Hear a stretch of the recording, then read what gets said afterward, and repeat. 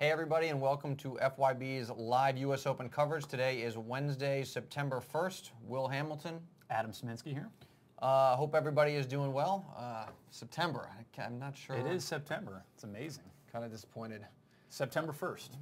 September 1st, it is, and we have a lot to talk about today. Before we get to that, some housekeeping. Thank you to Championship Tennis Tours for sponsoring this webcast. Hyperlink to their website right below this one. If you are going to the U.S. Open, going to other tournaments, please get your tickets through them. Promo code FYB.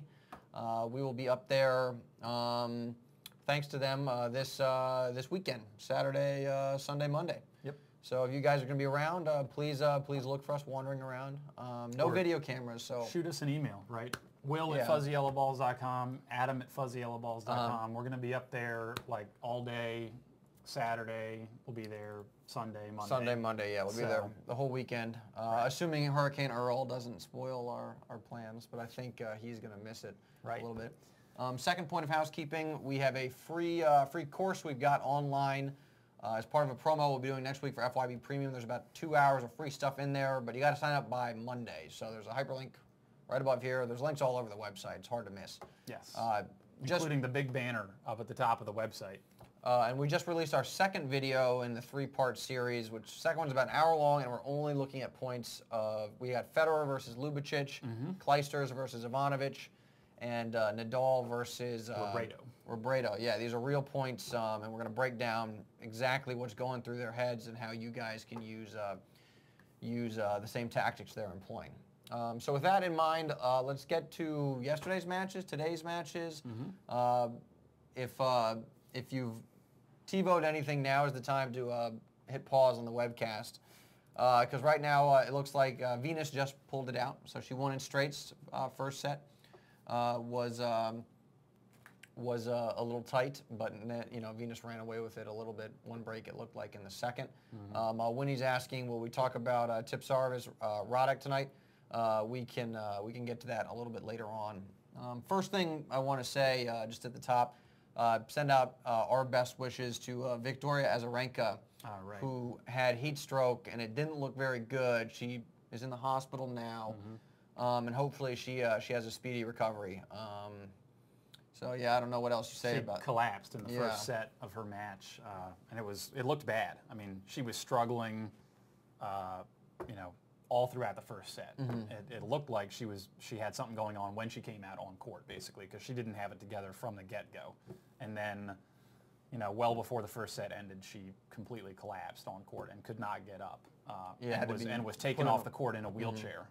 So yeah, not good.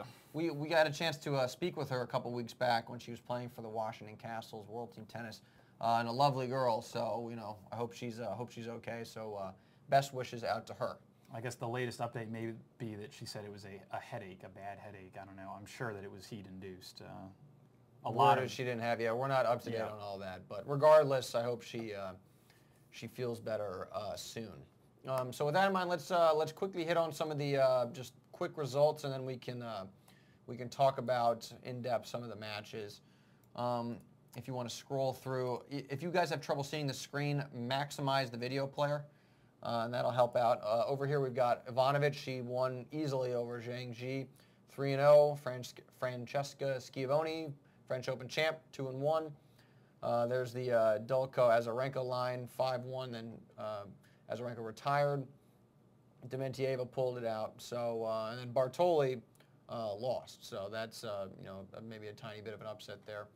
And if we go over to the men's side, Murray no problem, 3-2-2, beat down. Query won. Llodra beat Berdych. That's huge. We'll get to that in a minute. Wawrinka's through. Scroll a little bit further down. Where's the, here we go. The Ryan Harrison versus Ivan Ljubicic match. Big upset. Yeah, very big upset. 4 sets for Harrison. We're going to touch on that as well.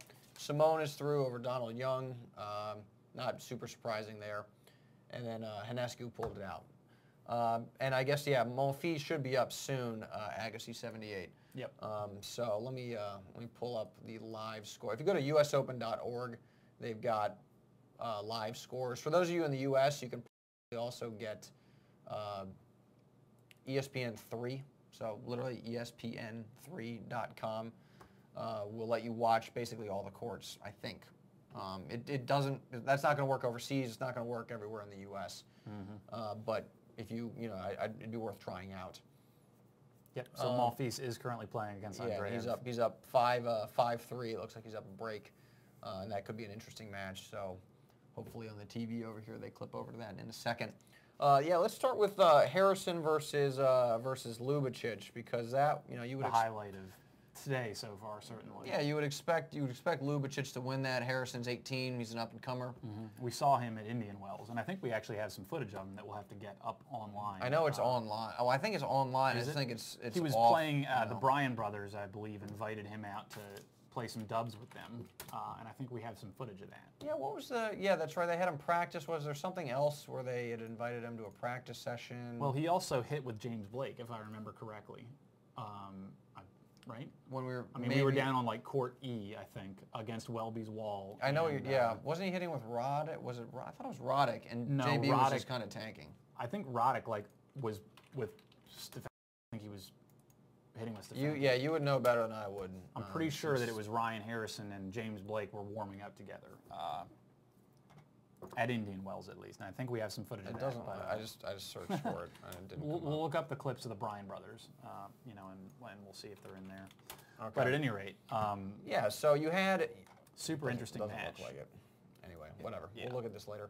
The quote I found interesting afterwards, and this was when Harrison was talking to Pam Shriver, was he had a chance to. He was up a break in the fourth, lost it, then immediately broke back, and then finally held serve. And there are just many opportunities for an 18-year-old to come mentally unraveled. Yeah. And what Harrison said, if I can find the sheet I had written these quotes on, I think it's over here. Oh my gosh, stretch. Hang on. Wait for it.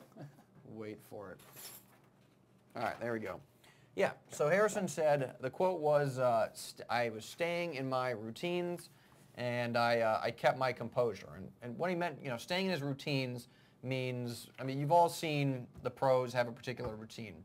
Roddick does point at the towel, get up, bounce the tennis ball against the racket a couple times, and then he goes into his motion. And Rafa has his own routine, and Fed has his own routine. Djokovic bounces the ball on the ground 30 times. Yeah. And the point of the routine, what he means by that, I'm staying in my routines, means I'm dealing with the previous point, I'm calming myself down, getting mentally set, I'm thinking about what I need to do to execute, my strategy in the next point.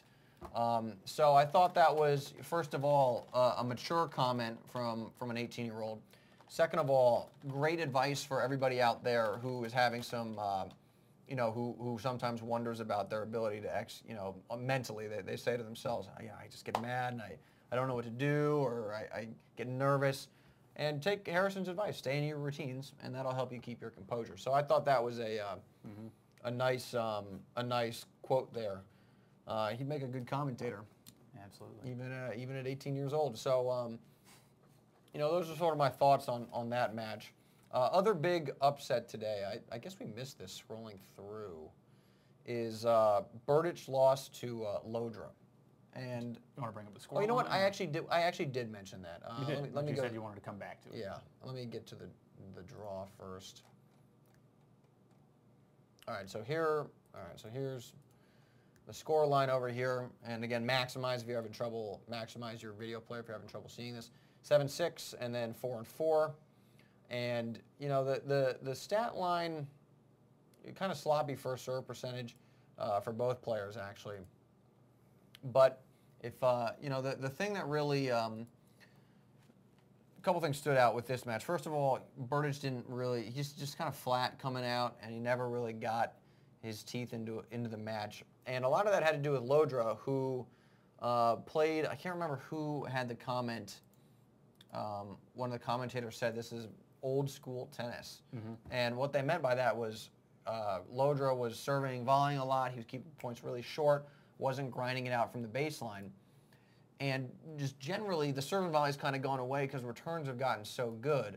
But there are still times when, because nobody sees the serve and volley anymore, if someone executes it at a high level, you might not be in that mindset right away of being able to return serves and kind of hitting your spots. And that was the case with Berdych, who really left a lot of volleys up for, particularly in the last couple games for Llodra to put away. So that was an interesting, sort of an interesting matchup there. I don't expect Llodra to have as much success with that approach later on in the tournament, but it worked great against Berdych, and huge loss for a couple reasons. Here's a guy who's just super dangerous. Berdych, obviously finalist at Wimbledon, semifinalist at the French. He's in Andy Murray's quarter. I'm looking at Murray's draw right now. He's got Dustin Brown the next round. Wouldn't expect anything there. He'll be playing either Chela or Wawrinka if he gets through. Query sort of out there lurking, but there's not. Now that Berdych is out, there's not a guy from Murray's perspective. You would say, on paper, Murray's going to come in there the clear favorite, I think. And looking a little bit forward, we're getting ahead of ourselves maybe, but Berdych we identified, other than Murray, Berdych is the other guy in Rafael Nadal's half of the draw that could really take it to him and hurt him. And now that guy's gone. And, Rafa plays Istomin next. Shouldn't be an issue. Feliciano Lopez is out there. Big, another lefty, big serve, big forehand, backhand suspect. You got Ryan Harrison. But nobody here where Verdasco's out there, but I wouldn't expect Rafa to have too much trouble.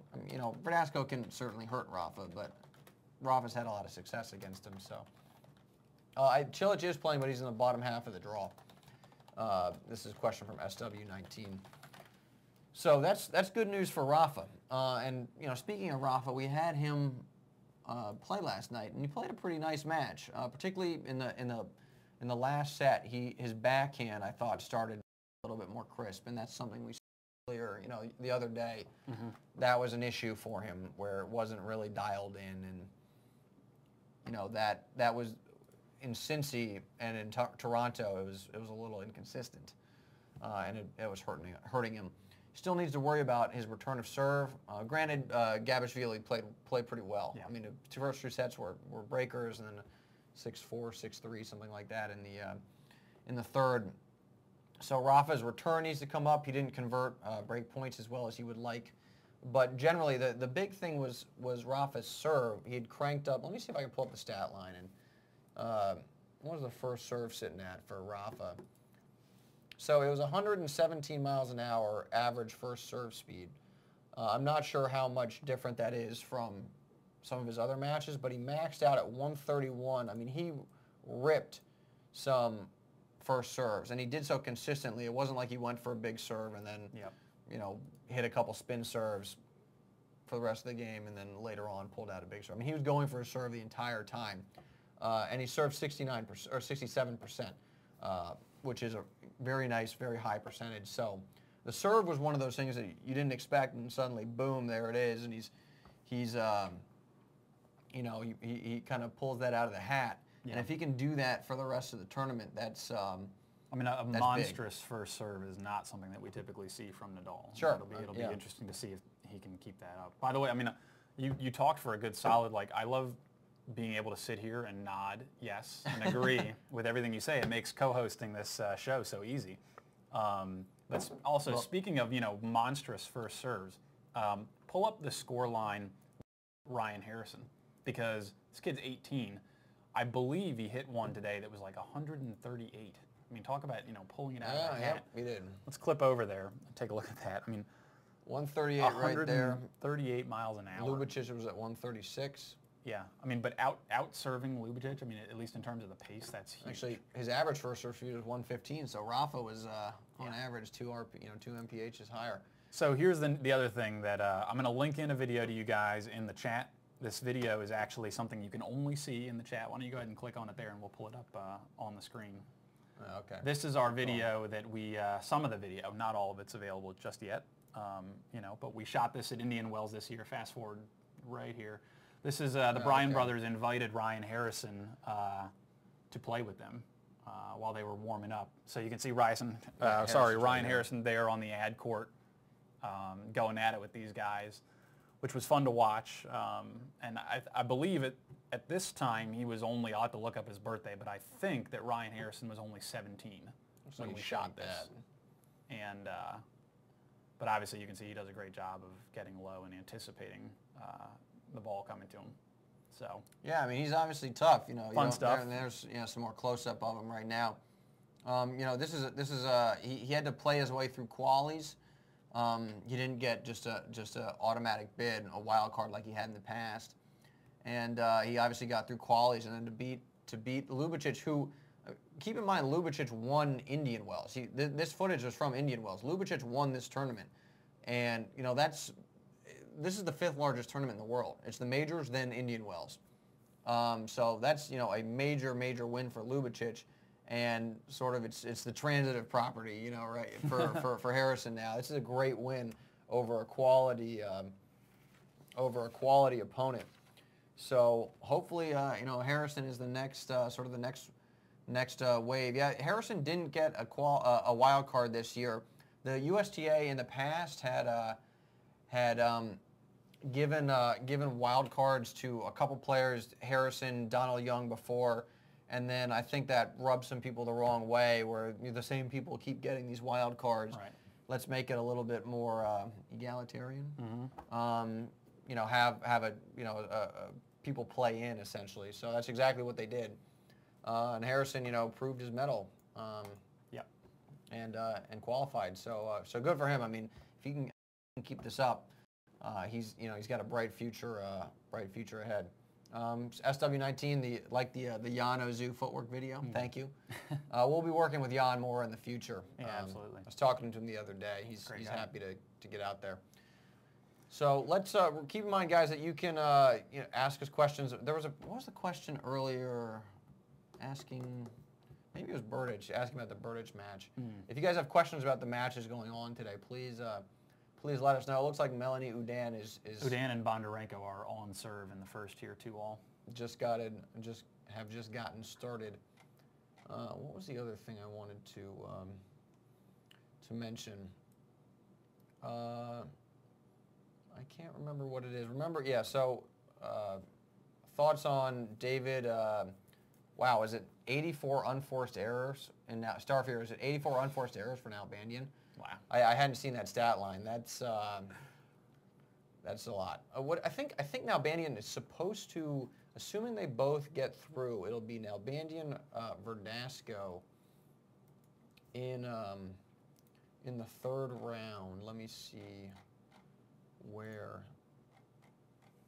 Yeah, next if both Nalbandian and Verdasco win, it'll be Nalbandian Verdasco in the 3rd round, which will be great because that'll be this weekend. We'll be there for that. Yeah. So that'll be a fun one. Verdasco is fun to watch. I like watching him. He's the guy. Yeah. Speaking of our, we have this strategy course that or this free course which focuses heavily on strategy. Verdasco, there's a guy. Shot selection not always quite there. He's sort of, grip it and rip it, and it might go in, it might not. I mean, Monfils is like that as well.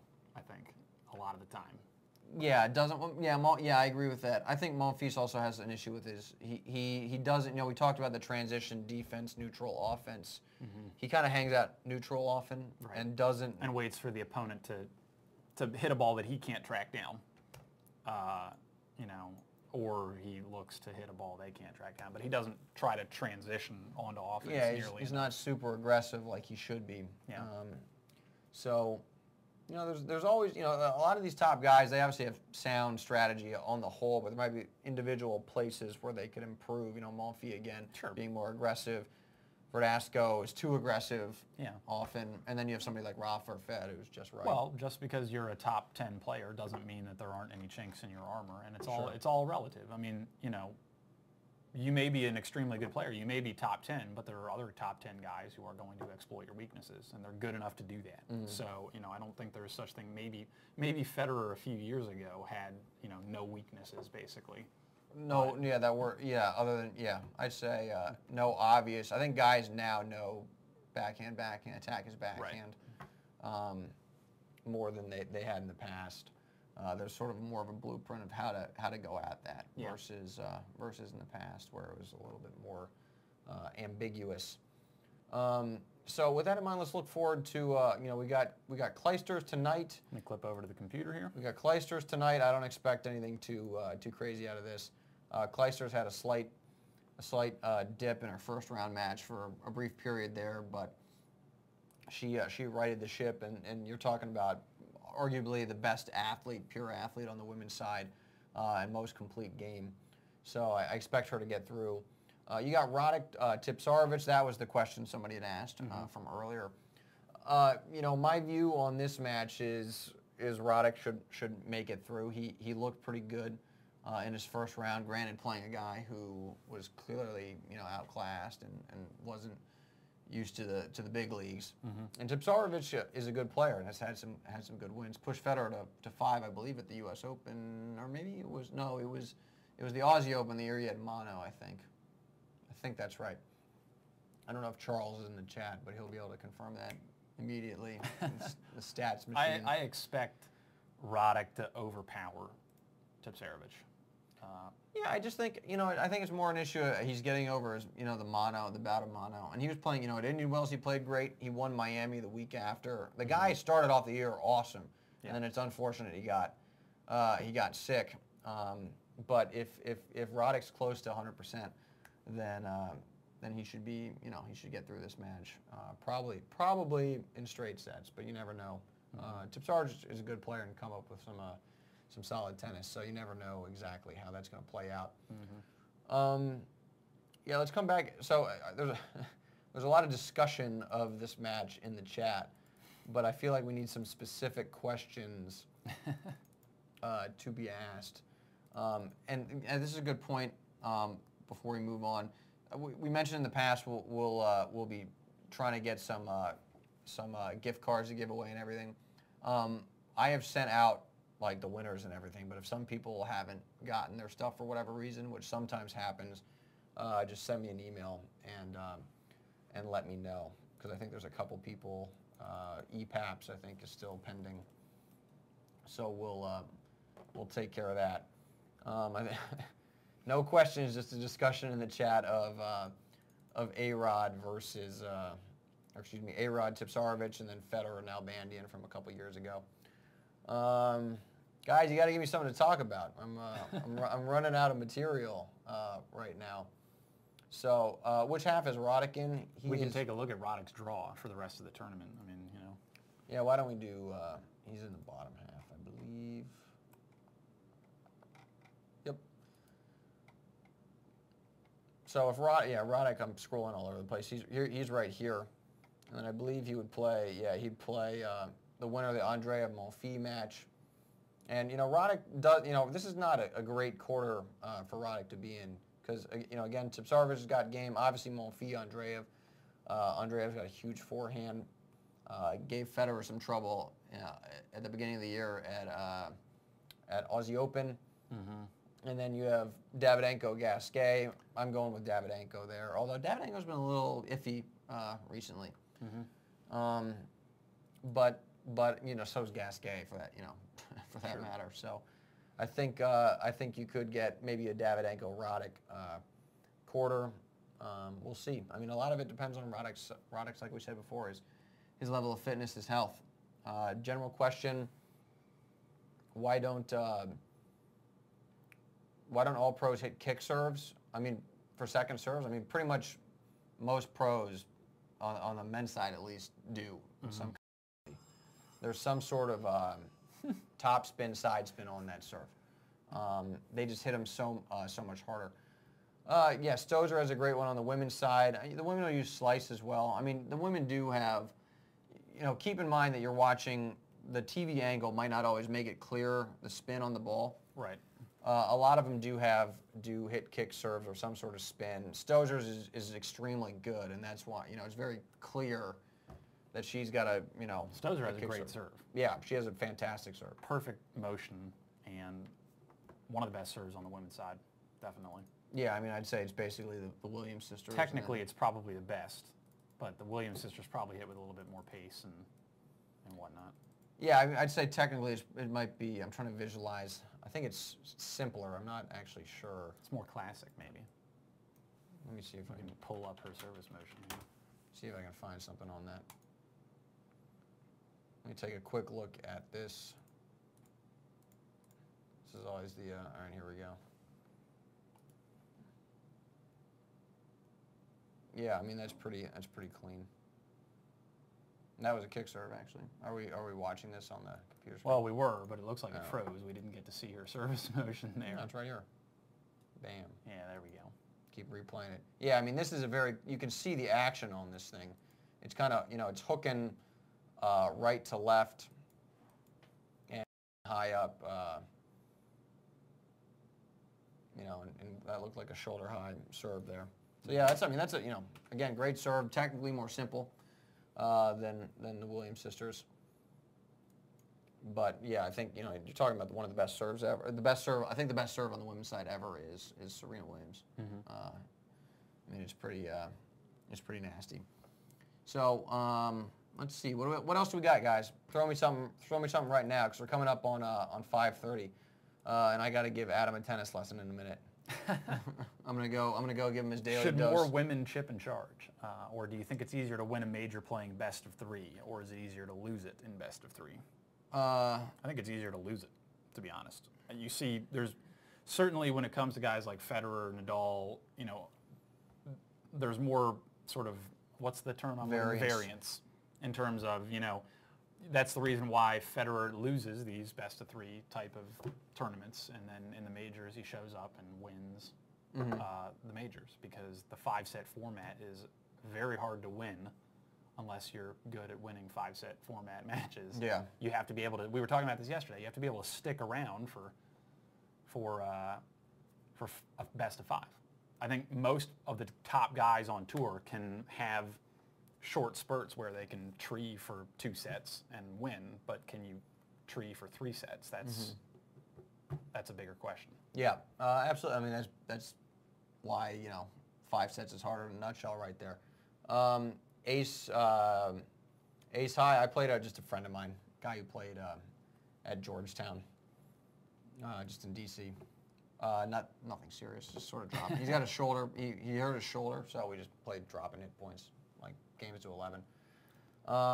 Chip and charge, yeah.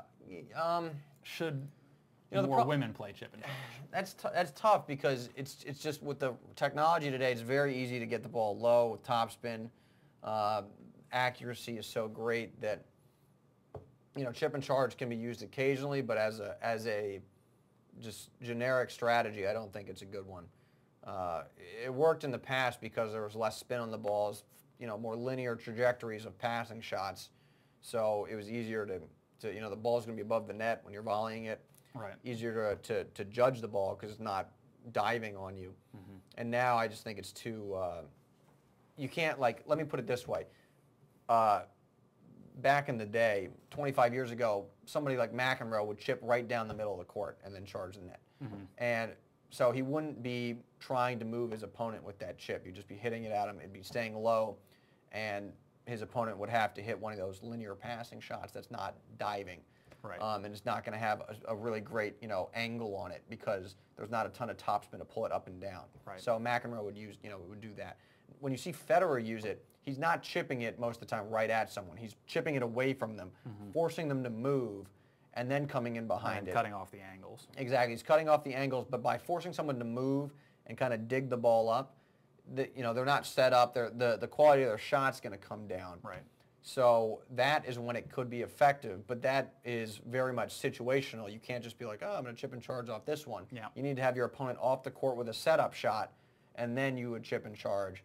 I think very different from like what Mac would be doing. It might even work particularly well for someone like a McEnroe or like a Federer who are faster on their feet. And when you chip the ball and it has that little bit of backspin on it, it floats. You maybe get a step more. And if you're speedy, that's a lot more distance. You can close in on the net and cut off angles from your opponent. So certain players are going to get more out of that style of play than other players, particularly guys who have better footwork. Yeah, and SW19 asked, you know, will the chip and charge for Fed work against Rafa? And I think situationally it might. I mean, if Fed can pull Rafa off on his forehand side, then chip and charge the backhand, particularly where the ball's a little short and Rafa has to move in, I think that might be the best strategy. Rafa has already demonstrated with the forehand, ton of topspin. He doesn't have any problem with Fed's slice. He can lift it over the net and have it, pull it down to the court very easily. Yeah. Federer learned a couple years ago that the slice backhand to Rafa's forehand is not an effective exchange. So he's really moved away from that and rolls over his backhand a lot more when he's hitting to Rafa's Fed lost forehand. Quite a few majors to Rafa trying that strategy. Yeah, I mean, SW19 says Fed used to be a serve and volleyer. I mean, that's how he beat Sampras in 2001. Keep in mind that the grass back then was faster, so it's a more effective strategy. And the game has changed in the last 9 years a lot. The style of play has changed. Yep. So, if you saw Sampras now, I don't think he'd be coming to net nearly as much as he would would when he played. So with that sort of piece of strategy and whatnot in mind, it's past 5:30, so we're going to wrap this thing up. Let me see what we got tonight. We got Roddick. We've got what was the other match tonight? Kleisters. That's right. And then I don't know if they released tomorrow's schedule yet. No, it looks like they have actually. Shall we clip to the computer? Yeah, let's take a quick look at it. So we've got tomorrow's schedule. Tomorrow we've got. All right, we're starting at 1. You got Wozniacki, and you got Fed right after that, so that'll be nice. Sharapova at night. Djokovic, they decided to take him out of the day session, put him out at night, so he's not going to melt under the heat, the New York City heat. Got Marty Fish, who hopefully can continue his solid summer. Let's see what James Blake. See how that goes. He's not had the best year so far. Oh, Beaches Capra at 11. We'll have to keep an eye on that one. Nice. This is a local girl. We mentioned the other day. Frank Salazar. This is one of the kids he coached. Frank Salazar, one of the best coaches in the U.S. Friend of FYB. He's from the area. I learned a lot from him when I used to coach at the facility he works at. So hopefully Beatrice can do well. Keep that run going. Davydenko, Gasquet. Yep, comes afterwards. Soderling versus Dent. Going to keep an eye on that. Yep. Soderling's obviously a guy who can potentially hurt Fed, so we'll talk about that tomorrow after we see how all this stuff plays out. But yeah, so with now does Rafa play the night session tomorrow? I don't know. I don't think Rafa plays tomorrow. He doesn't play tomorrow. It looks like. Okay. Yeah, we'll end with Ace High England's. Why does Rafa not do as well at the U.S. Open? I'd say speed of the court is one thing. They talked about, Rafa said it's actually the ball, because the ball has a range, an ATP, I guess it's the ITF that sets, International Tennis Federation, sets the standards for the ball, and there's a range, it can be this heavy or this light, or it has to be somewhere in between. Right. It has to bounce between, I think, what is it, like, if you drop it from 100 inches, it has to bounce between 68 and 75 or something like that. Right. So the exact way they designed the ball for the U.S. Open is somewhere in there, but it's designed in a way that Rafa apparently doesn't like it. That's what they were talking about last night during his match. In the past, he's been fatigued. Last year, he was injured.